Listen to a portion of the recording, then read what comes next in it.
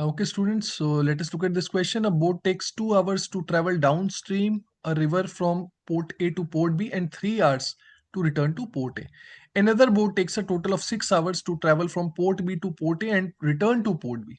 The speeds of the boats and the river are constant, then the time in hours taken by the slower boat to travel from port A to port B is.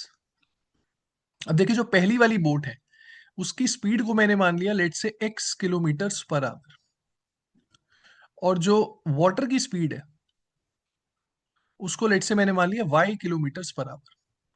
So speed of water I am taking it to be y kilometres per hour. अब देखिए distance upstream का हो या downstream का हो, distance is same in both the cases. So let's equate distance.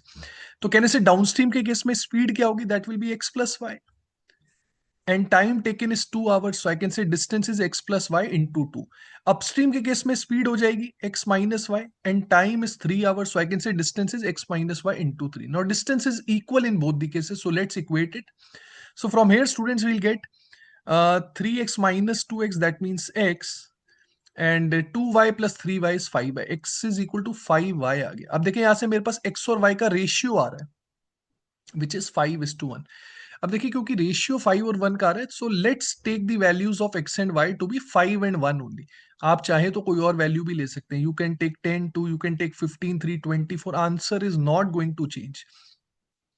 So I am assuming x to be 5 kilometres per hour. ठीक है, boat की स्पीड को मैंने 5 किलोमीटर पर आवर मान लिया और पानी की स्पीड होगी 1 किलोमीटर पर आवर.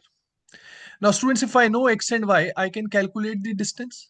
क्योंकि मैंने x और y एज्यूम किया हुआ है तो मेरा डिस्टेंस भी आ जाएगा accordingly. So put x is equal to 5, y is equal to 1. either here or here you will get the distance which comes out to be 12.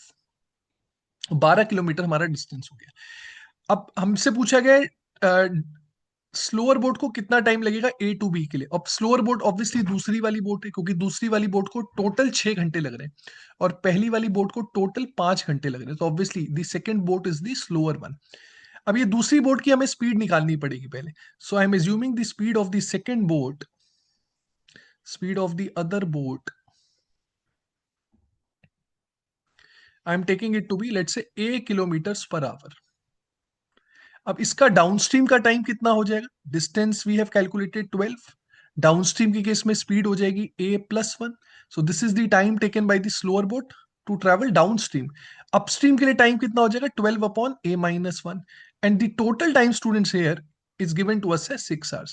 Now if I take 12 common और उसको मैं right hand side पे ले आऊं तो हमारे पास आ जाएगा 1 upon a plus 1 plus 1 upon a minus 1. Students this will be equal to 1/2. 6 upon 12 is 1/2. LCM ले लेते हैं यार, a स्क्वायर माइनस 1 हो जाएगा और न्यूमरेटर में हमारे पास आ जाएगा a minus 1 plus a plus 1. And finally students from here we'll get a quadratic equation. Now इसको थोड़ा और सिंप्लीफाई करके देख लेते हैं. We'll get 2a upon a square minus 1 is equal to 1/2. तो अब ये जो क्रॉस मल्टीप्लाई करेंगे क्वाड्रेटिक इक्वेशन हमारे पास आ जाएगी students. a square minus 4a minus 1 is equal to 0.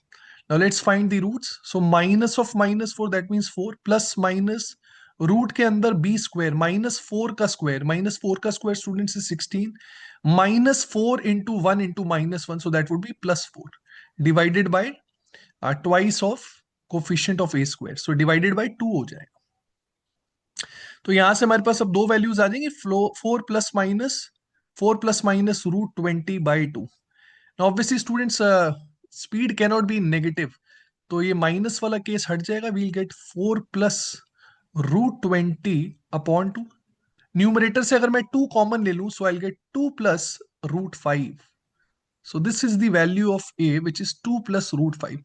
अब देखिए मुझे निकालना है स्लोअर बोट का time to travel from port A to port B. Now port A to port B is downstream, तो मुझे डाउनस्ट्रीम का टाइम निकालना है. अब डाउनस्ट्रीम का टाइम क्या था, that was 12 upon a plus 1. This is what I have to calculate. So students 12 upon a plus 1 का मतलब क्या हो गया, 12 अपॉन, अब a की जगह अगर मैं 2 प्लस रूट 5 पुट कर दूंगा, so I get 12 upon 3 plus root 5. This will be my answer. अब आप ऑप्शंस देख लेना. हो सकता है this is one of the options, नहीं तो हो सकता है रैशनलाइज किया हो. तो रैशनलाइज अगर करना हो, so we'll multiply both numerator and denominator by 3 minus root 5. तो न्यूमरेटर को भी मैंने 3 - √5 से मल्टीप्लाई कर दिया, डिनोमिनेटर को भी मैंने 3 - √5 से मल्टीप्लाई कर दिया. So finally my answer becomes, you can see denominator, students, denominator comes out to be 9 - 5, that is 4. Denominator में 4 आ जाएगा. 4 into 3 is 12. So finally my answer will be 3 times 3 - √5. I hope this question is clear to everyone.